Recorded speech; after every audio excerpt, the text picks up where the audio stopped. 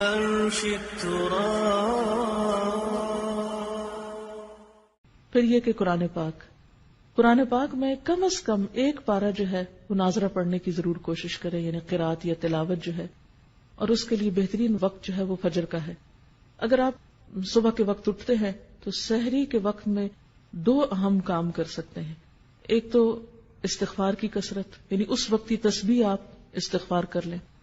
آپ اگر اس وقت مزید نفل پڑھنے کا وقت نہیں ہے، سحری لگا رہے ہیں، کام کر رہے ہیں، گھر والوں کو جگا رہے ہیں اور کچھ نہ کچھ کام آپ کے ذمہ ہے، تو چلتے پھرتے استغفار کو لازم کر لیں، کیونکہ تیسرے پارے میں آپ نے پڑھا تھا سحری کے وقت وہ استغفار کرتے ہیں، تو اس وقت آپ کثرت سے استغفار کریں۔ دوسری بات، وہ جو سورۃ آل عمران کا آخری رکوع حضور صلی اللہ علیہ وسلم سویرے اٹھ کے وضو سے پہلے پڑھتے تھے، کوشش کریں کہ اسی طرح پڑھ سکے۔ اگر زبانی یاد کر لیں تو بہت اچھا ہے، اگر نہیں بھی تو کہیں پر لکھ کر لگا دیں اور اس کو پڑھیں، کیونکہ یہ سنت پر عمل ہو جائے گا۔ اب ہوتا کیا کہ عام طور پر خواتین کیا کرتی ہیں، آپ نے سحری کی، مرد حضرات تو چلے گئے مسجد، آپ پیچھے سے کچن صاف کرنا شروع کر دیتے ہیں۔ کچن ہو جائے گا صاف، ہٹ جائیے وہاں سے، آئیے مسواک بہت اچھی طرح کیجیے اور اچھی طرح وضو کیجیے اور طویل فجر کی نماز پڑھیے، کیونکہ نبی صلی اللہ علیہ وسلم فجر کی نماز ساری نمازوں میں لمبی پڑھتے تھے۔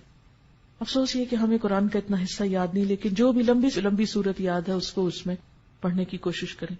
دوسری چیز جو اس سے پہلے کرنے کی ہے وہ تلاوت قرآن ہے۔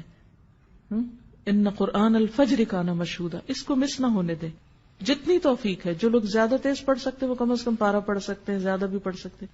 تو سورج نکلنے سے پہلے تک آپ کیا کریں، فجر کی نماز اور تلاوت میں وہ وقت گزاریں، اور بہت عبادت کا بہترین وقت ہے۔ پھر اس سے پہلے کہ سورج طلوع ہو آپ کیا کریں، صبح شام کی دعائیں جو ہیں مسنون اذکار وہ کر لیں۔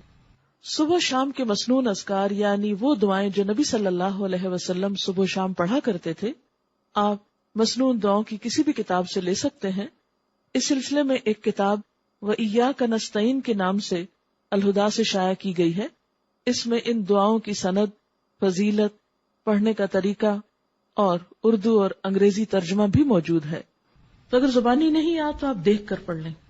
پھر کیا ہے کہ سورج نکل آیا، اگر اس وقت آپ تھوڑا سا اور انتظار کر لیں یہ ذکر اذکار کر کے، تو 2 نفل جو ہیں وہ پڑھ کے پھر آپ اٹھے۔ لیکن اگر بیچ میں آپ کو بچوں کو اسکول بھیجنا ہے یا کوئی اور کام کرنا ہے تو آپ وہ کام کر سکتے ہیں، کر کے آ کے 2 نفل ضرور پڑھ لیں، کیونکہ وہ جو 2 نفل ہیں وہ دن بھر کے لیے کافی ہیں۔ آپ کو اللہ تعالیٰ بہت سے آپ کے کام اپنے ذمے لے لے گا۔ اس کے بعد پھر تھوڑی سی ہلکی سی دعا کر کے پھر آپ کچن میں چلے جائیں۔ اب آپ دیکھیں گے، اب آپ جو کچن میں جائیں گے برکت بھی ہوگی، راحت ہوگی، دل کی عجیب خوشی ہوگی۔ لیکن جب ہم دنیا کے کاموں کو ترجیح دیتے ہیں اور عبادات کو پس پش ڈالتے ہیں، پہلے وہ پکانے کھانے میں لگے رہے، پھر سنبھالنے میں لگے رہے، پھر جب نماز کو وہ سورج نکلنے والا ہو گیا جلدی جلدی نماز پڑھی، اس نماز میں کوئی لذت نہیں۔ پھر اتنے میں بچے جاگ گئے، کوئی اور کام ہو گیا، پھر ان میں لگ گئے، پھر قرآن پڑھنا رہ گیا۔ کیونکہ مجھے معلوم ہے کہ اس وقت اپنے آپ کو کاموں میں سے، کیونکہ انسان کہتا ہے یہ تھوڑا سا جلدی سے سمیٹ لو بس پھر میں فارغ ادھر سے ہو جائیں گے، چھوڑیے اس کو، پہلے ادھر سے فارغ ہوئیے۔ پھر اس کے بعد آپ اپنا آرام سے جو بھی کچن وچن سنبھالنا ہے، جو کرنا ہے، پھر اس کے بعد آپ یہاں آنے کی تیاری کر سکتے ہیں۔ اور اگر آپ کے پاس کچھ اور وقت بیچ میں ہے، ہر ایک کی چونکہ مصروفیات فرق ہیں، اس لیے میں تھوڑا سا یہ ٹپس دے رہی ہوں آپ کو۔ ہو سکتا ہے آپ تو اس سے بہتر پروگرام رکھتے ہوں، لیکن شاید میرے جیسوں کو کچھ ضرورت ہو اپنے آپ کو روٹین میں اس طرح لانے کی، تو آپ کوئی کتاب پڑھ سکتے ہیں یا ذکر اذکار چلتے پھرتے کر سکتے ہیں، گھر کو سمیٹ سنبھال لیجیے، پھر آپ آ جائیے، پھر آپ یہاں قرآن پاک سنتے ہیں۔ کیونکہ علم کے رستے پر ایک ایک قدم جو انسان نکل کر آتا ہے اس کا بے پناہ اجر ہے، اور مل بیٹھ کے جو ہم پڑھتے ہیں اس کی ایک اور ہی برکت ہے۔ اور پھر اس کے بعد آپ یہاں اگر کوشش کریں ظہر کی نماز پڑھ کر جائیں، اگر یہاں نہیں تو گھر جا کر فوراً ہی پھر آپ ظہر کی نماز پڑھیں، اور پھر اس کے بعد یہ ہے کہ اگر آرام کرنا ہے کچھ دیر آرام کر لے تاکہ پھر شام کی عبادت جو ہے رات کی اچھی ہو۔